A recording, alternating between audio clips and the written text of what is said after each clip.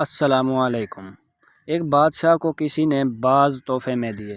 وہ باز بہت ہی اعلیٰ قسم کے تھے اور بہت خوبصورت اور طاقتور تھے۔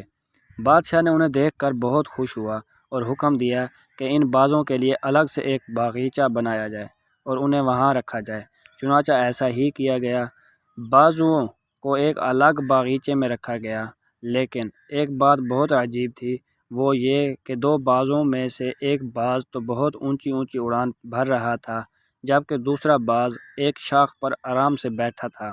بادشاہ اور اس کے غلاموں نے بہت کوشش کی کہ اسے اڑایا جائے، لیکن بے سود۔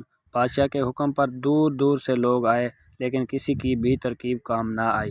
بادشاہ بہت پریشان تھا۔ اس بات کو دن مہینے گزر گئے تھے، لیکن کوئی ترکیب کام نہ آئی۔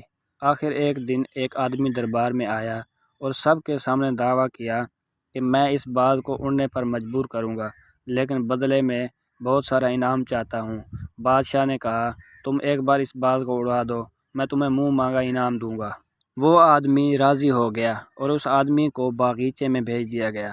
کچھ دیر بعد جب بادشاہ باغیچے میں گیا یہ دیکھنے کے لیے کہ وہ باز اڑا یا نہیں، لیکن بادشاہ یہ دیکھ کر حیران رہ گیا کہ وہ دوسرا باز بھی پہلے باز کی طرح باغیچے میں اونچی اونچی اڑان بھر رہا تھا۔ بادشاہ بہت خوش ہوا اور اس نے آدمی کو منہ مانگا انعام دیا اور پوچھا، تم نے آخر ایسا کون سا کام کیا جس سے یہ باز اڑنے پر مجبور ہوا؟ آدمی نے جواب دیا، بادشاہ سلامت، میں نے صرف وہ ٹہنی کاٹی جس پر باز بیٹھا تھا، کیونکہ باز کے پاس اڑنے کی طاقت تو تھی، لیکن وہ اڑان بھرنے سے ڈر رہا تھا۔